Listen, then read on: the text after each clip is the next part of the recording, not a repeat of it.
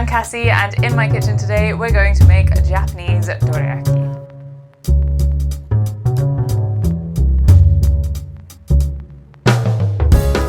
Dorayaki is probably best described as a red bean paste sandwich between two pancakes, but the pancakes are slightly different to normal. They're a bit sweeter and softer. But this type of sandwich style wasn't actually popularized until the early 1900s. Before that, it used to be a much thinner, crepe-like batter that was folded around the red bean paste. And as for the name, Dora means gong and yaki means fried or cooked. So there's some speculation as to whether the name comes from the appearance. And if you've ever seen or read Doraemon, then you know that this is his favorite sweet snack, and he's always getting into super weird situations because of his love of dorayaki. So let's take a look at what we need to make this sweet snack. So as I said, dorayaki is kind of like making pancakes, so we're starting with our basic pancake ingredients. But we also have some mirin and honey, and these are basically going to be flavorings. And of course, the mirin is going to differentiate it and set it apart from normal pancakes and give it that kind of Japanese flavor. And today we're going to use cake flour. Some recipes do use baking powder, which I assume is to make them thicker and fluffier.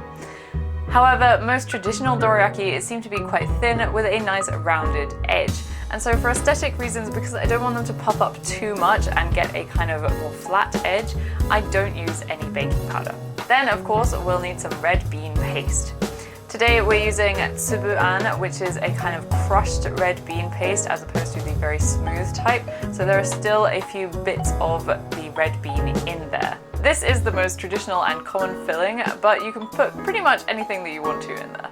And also something important to note is that we're going to be using water in two different points in the batter making process. The water is really important to make the batter nice and smooth. And when you have a nice smooth batter, you have a nice evenly browned dorayaki. And I just find that by adding the water once before you put it into the fridge and once afterwards, then you can really tell what consistency the batter is at, so you can really help to make it as smooth as possible. But that's it for our ingredients, so let's get on to the preparation. So first off, we're going to start by combining the eggs and the sugar. To do this, I first crack and weigh the eggs, and then use that exact same weight for the sugar.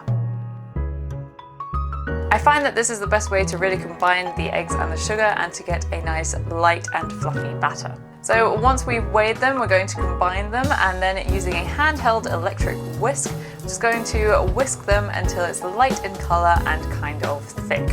This should take about 5 minutes.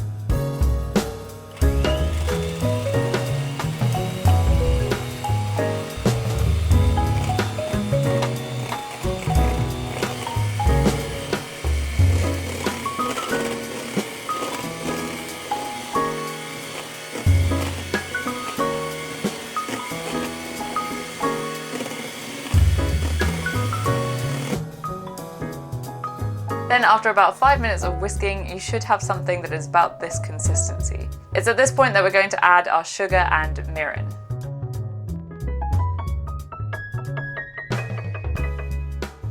Once you've added your sugar and mirin, give it another whisk. Then we're going to sift in our flour. And to get the perfect measurement of our cake flour, then I take the weight of the eggs and times it by 1.35. This sounds a little bit fiddly, but it is the best way, or it's been the best way for me, to make the best dorayaki batter. That way I don't have to follow a recipe that says use this many grams of eggs when every time my eggs are a slightly different weight. Then I just use a rubber spatula to combine, just because I don't want the flour to explode everywhere, and then I use the whisk again. And whenever we're making cakes or sweets, then we want to put in the flour as late as possible, because we don't want to overmix it, because that will then overdevelop the gluten and make it quite a hard cake. So we've put in the flour as late as possible, and we're not whisking it for too long. We're just going to whisk it until it's just combined. Then we're going to add in our first batch of water. This time we're just adding 20 milliliters to loosen it up. Then once you've added your water, just cover it and put it into the fridge for 30 minutes. If you're learning anything so far, then please let me know with that like button. Thank you. Then once it's been resting in the fridge for 30 minutes, it's going to look very, very thick, like this.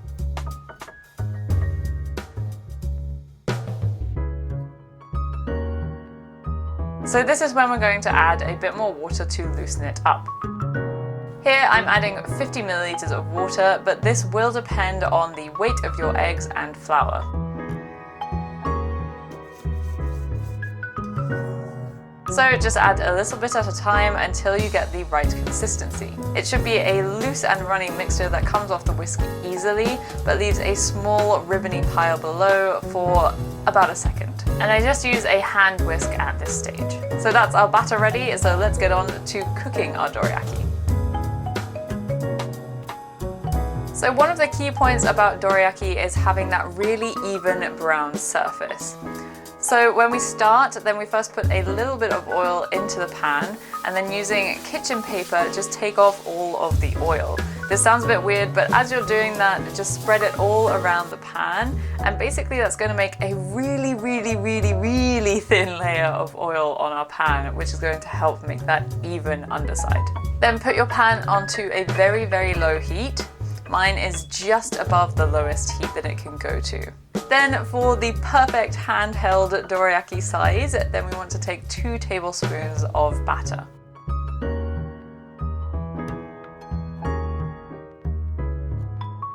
And pour that batter straight into the pan.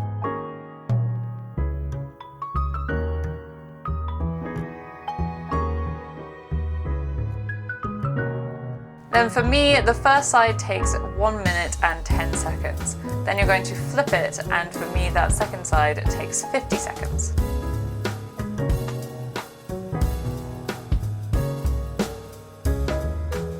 I usually find that my first 1 or 2 do not have that perfectly even outside, but that's probably because there's still a little bit too much oil in the pan, even though it looks like there's basically nothing there. But if they're looking uneven, then just keep going and you'll probably find that the next few are absolutely fine. You can tell when it's ready to flip when the bubbles look something like this. And when you pull up the side, you can see that it's nice and brown on the bottom. If there's a little bit of stuff stuck to the pan, then you can just wipe it off with your kitchen paper. But you shouldn't need to oil between each cake. And we really don't want these to dry out whilst we're cooking. We want them to be nice and soft and fluffy. So whilst I'm cooking one, I'll put all of the cooked ones into a clean, damp tea towel. So just do that for the rest of your batter. Unfortunately, with this kind of pan, I can only fit in 1 at a time, so it does take a little bit of time, but you could use a hot plate if you want to speed things up. Once you've managed to cook all of your dorayaki cakes, it's time to fill them up. I can never make these exactly perfect, so I do kind of try to look for matching pairs because they'll vary ever so slightly in size.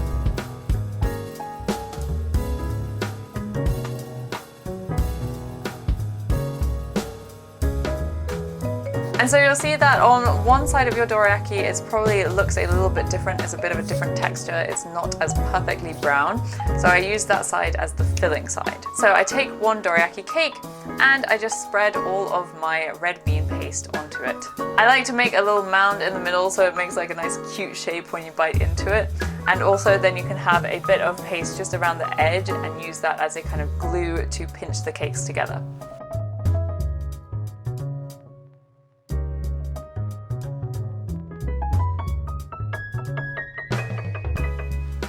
And there you go. After sandwiching these all together, you should have these perfect little dorayaki. These are great because they're sweet and they're light, but they're filling and they're just like the perfect size. And I've really come to love these after making like 1 million of them for this video. If you have self-control and you're not going to eat these all in one go, then you can put them into the fridge in a Tupperware for 24 hours. But if you're going to eat them any later than 24 hours after making them, you should really put them individually in cling film because otherwise they're going to get hard and a bit dry. And they keep for about 3 to 5 days. If you liked what you saw and you made it all the way to the end of the video, then please subscribe and I'll bring you more Japanese recipes. But that's it for today, so I'll see you next week.